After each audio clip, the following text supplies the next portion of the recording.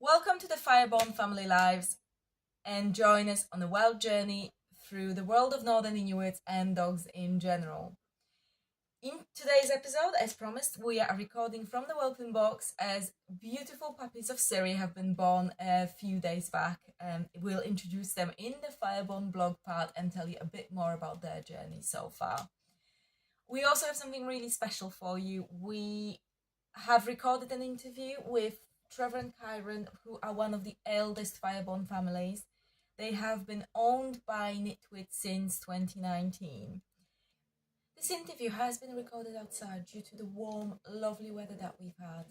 So you will hear Tempest, Fenrir and Ragnar playing, walking around, growling occasionally, through play, of course. And you will hear Tempest being a right diva, because that's how she plays, and she will be screeching occasionally. But yeah, that's just who she is. So I'm Danny, and along with my husband Chris, we have been lovingly owned by our Fireborn Northern Inuits for most of our adult lives. Our mission is to preserve, develop, and perfect the Northern Inuit dog. We want the whole world to hear about them. We are part of Northern Inuit International Unleashed Breeding Club, whose high standards and breeding strategy closely align with our own, and we're working closely with breeders from the UK and entire world that feel as passionate as we do about these dogs. So let's dive deeper into this honest, heartwarming interview and talk dogs on pod.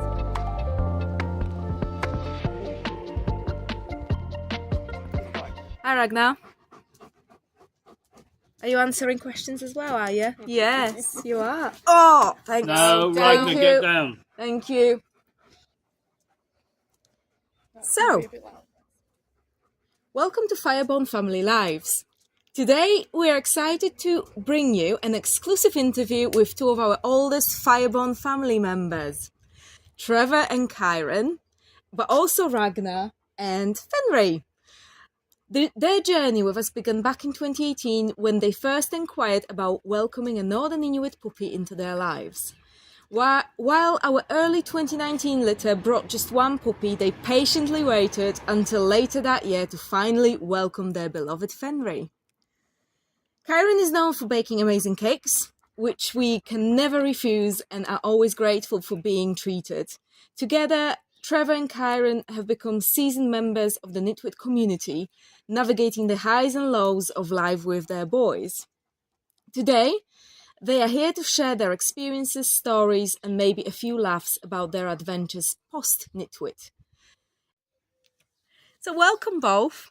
And as we said, I'm Danny. I'm behind the camera today, giving you all the spotlight. So to start off with, tell me a bit about your pack, and of course yourselves. How was the life post-Nitwit?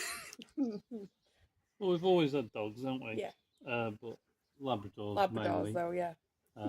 And we wanted a change. We wanted to go for dogs that were more involving and independent. And you started the journey, really, didn't you? Yeah, it's all my fault, isn't it, on most days, yeah. So we watch, like everyone, we were watching Game of Thrones. And I Googled, what dogs are they using?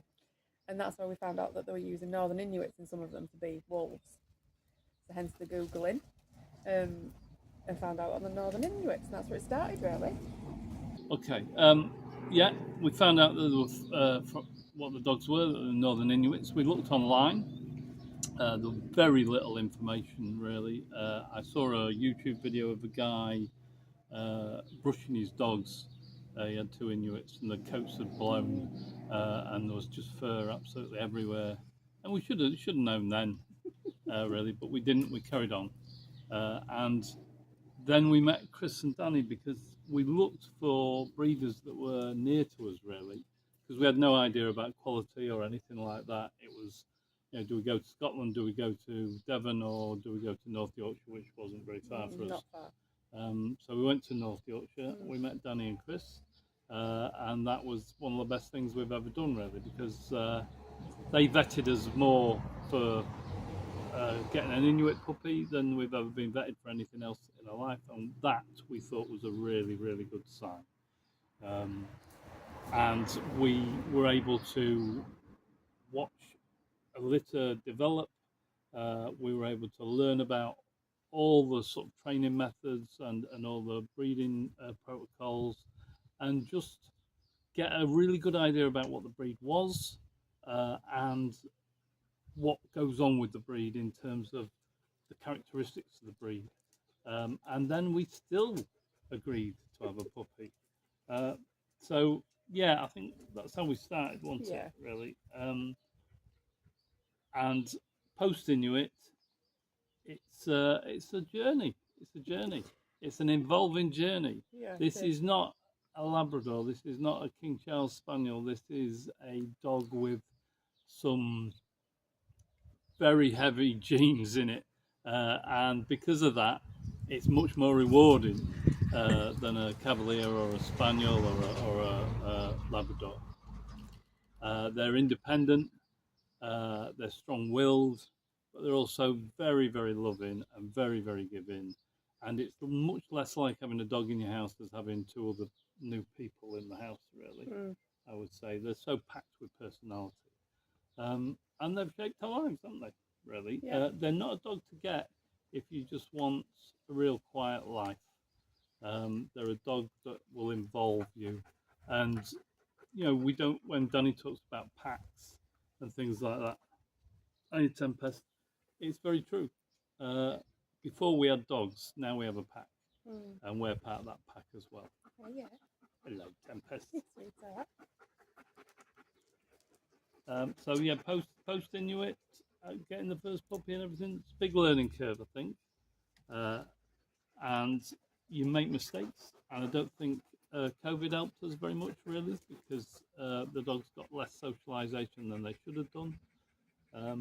But they are two wonderful dogs, and I won't be without them. So from finding them online and seeing them in a Game of Thrones, what it was that actually made you decide, yes, this is the breed for us? Well, initially it was definitely about before we knew more about them, before we'd met you and your pack and everything, it was definitely about they look wolfy. So that was something that really drew us in, the looks of them. I'd always really liked huskies and that kind of dog anyway, but I am not keen on doing that much exercise with the huskies. They need a lot of exercise, and that is not my forte. These will do that much exercise with you, but are quite happy to just do my level of exercise as well, so that's nice.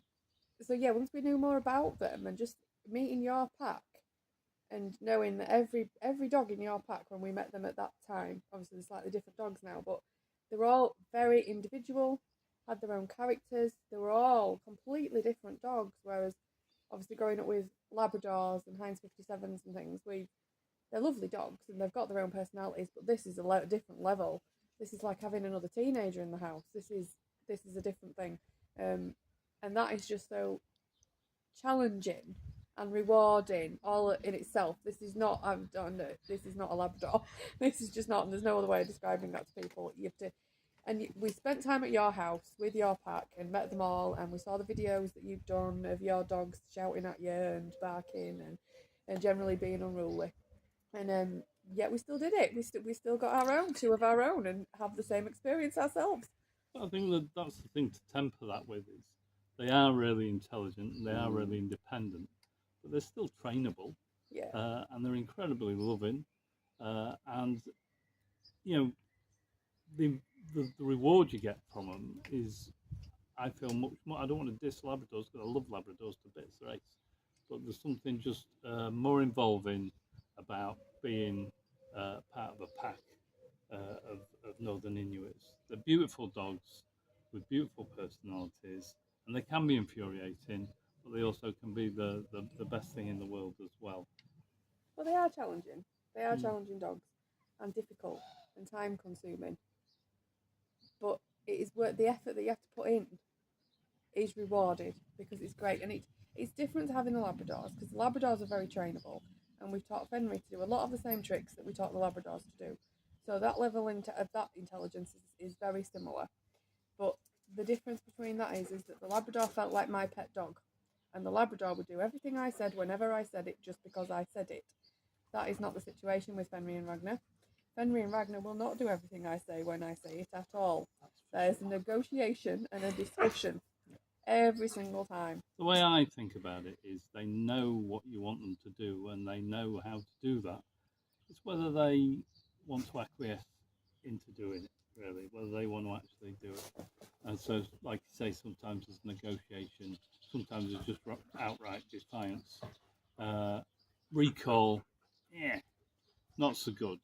But you work around these things, and you find ways of negotiating those paths. And I think if you have a good relationship with the dogs, those things do come easier.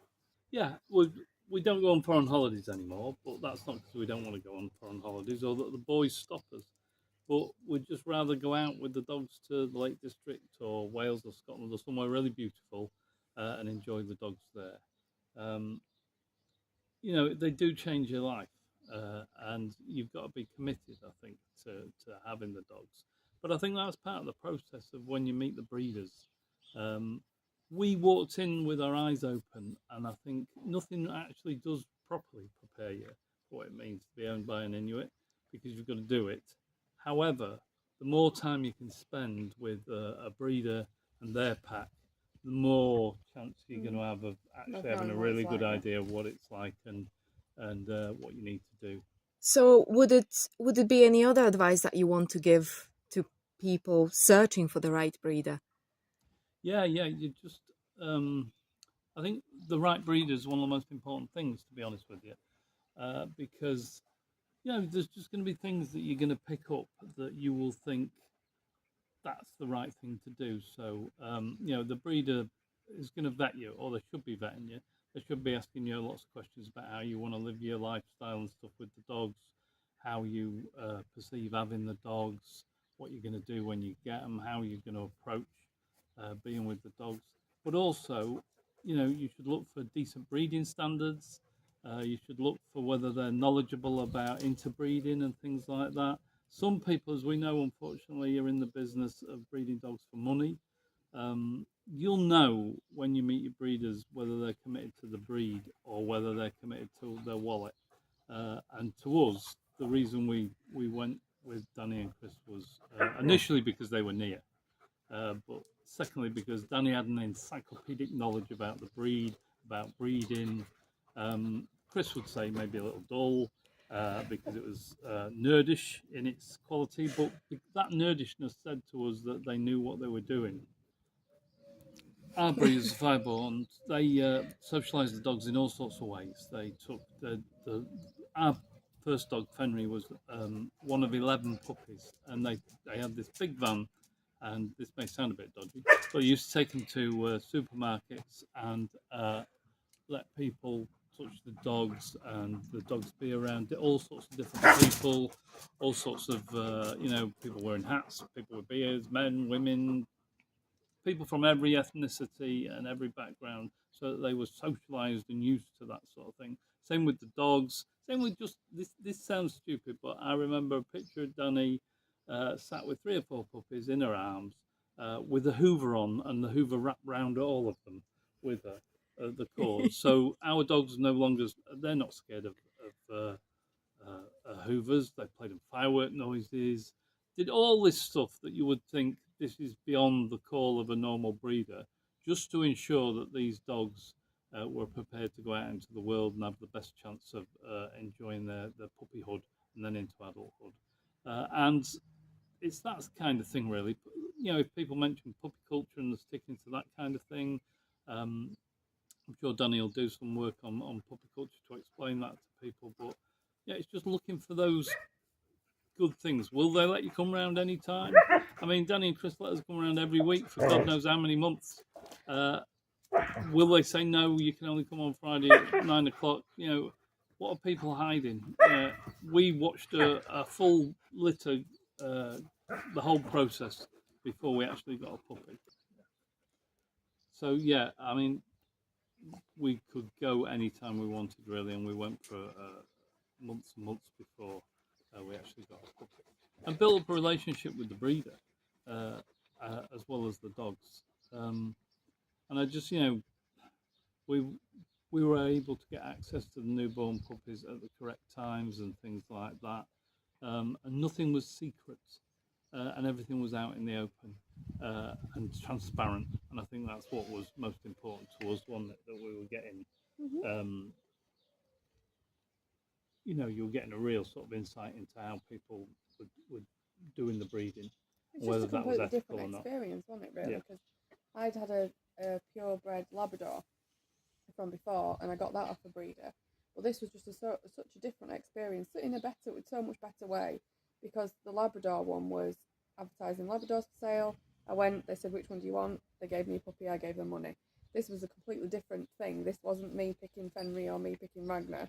This was Danny and Chris helping us decide which of the dogs' personalities and temperaments and how they are would best suit our lifestyles. That's a really good And point. that way round was different experience, but so much better, because they really helped make sure that we got the right dogs for our lives and the rest of our pack, because we've got other animals in the house, which I'm sure we'll come on to. That was my next question, so we've got about other animals in the house. So that's good, but I think the aftercare with the breeder has been vital, because obviously Fenrir's 5 now, and Ragnar's 3, is almost 4, and obviously we've still got a relationship with Danny and Chris, but the whole community around that as well, for people you can ask the stupid questions, because there's been times with both Fenrir and Ragnar when it's just been so difficult that you just want to walk out of the house just for 5 minutes, but knowing that other people are having that, because all you see otherwise is the Instagram version of people's experience, and that is not the reality of people's experience with Nitwits at all. And it's really nice having this extended supportive family around you that have also got them and have been through the same thing. So that's one of the things I think is really important with the breeder. Yeah, and you're right about the aftercare. I remember Danny and Chris saying to us, if you ever want to bring them back, just do it. And you sign a contract that outlines your relationship with the breeders and the dog, and what those responsibilities are. And it's all just, I think that's the thing. It's transparent, it's see-through, but it's also ethically done, and you're left in no shadow of a doubt that these people care about the dogs more than anything, more than you. And that's what I want from a breeder, is that I know that the dog's going to be in its best possible state for you to be able to enjoy it, and for it to enjoy you as well. So yeah, it's a. I know we may be making it sound really serious and stuff, but it is quite serious, because you're taking these guys on for maybe up to 15 years, maybe not that long, but it's a commitment. And you shouldn't just be buying a dog because you like the look of a wolfie. You've got to take into account, that might be a good starting off point, but then you've got to take into account what the breed actually means. So yeah. Thank you, Trevor and Kairon, for this insight into the world of how it is to live with a Northern Inuit. So this concludes the first part of the amazing interview with Trevor and Kairon. We really hope that you enjoyed it and are looking forward to the next one. So we are hoping to publish that in the next week or two. See you soon. And as a bonus, a little double take of one of the scenes we've done.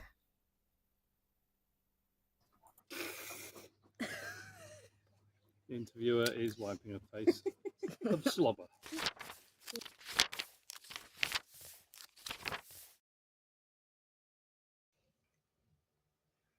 So, welcome to the Fireborn blog.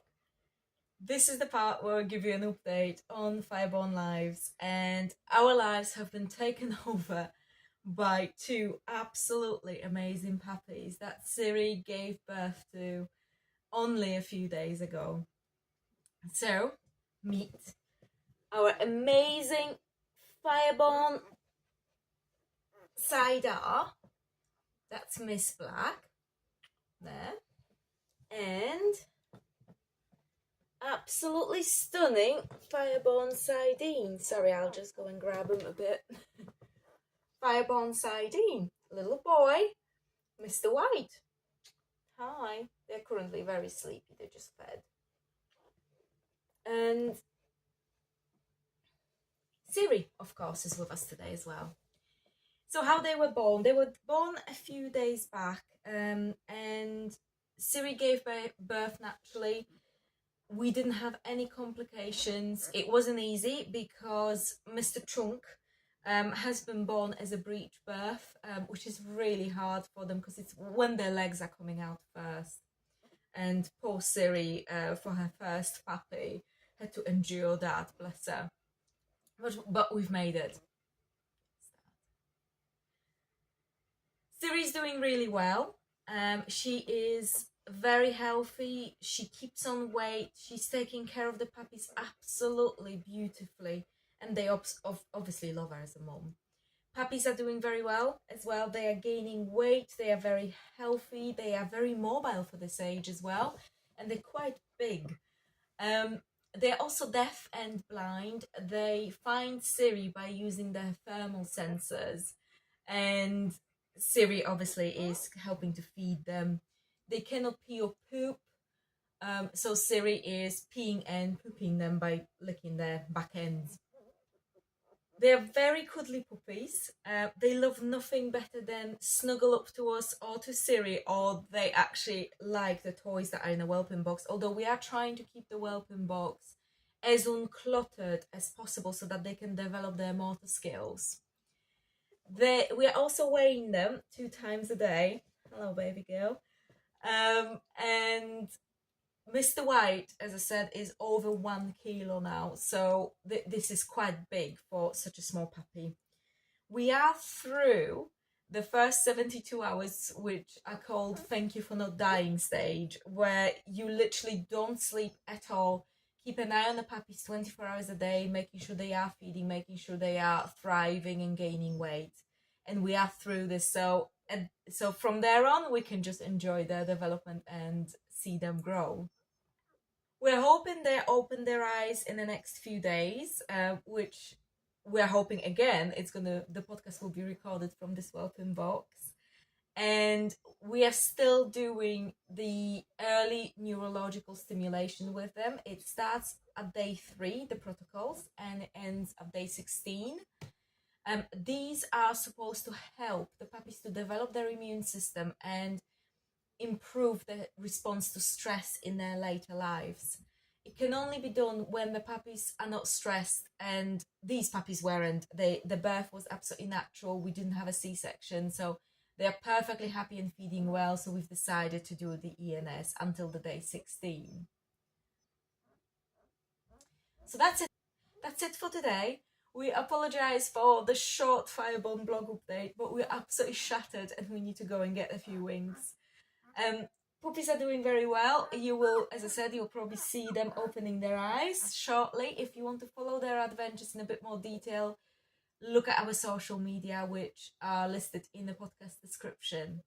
I have also included links to Trevor and Kairon's social media in case you want to see the boys and follow the boys as well. And we're hoping that you've enjoyed it, and please give us a 5-star review. If you have any comments or suggestions, just send us a private message. We promise we'll respond to these as soon as we can. And until the next time.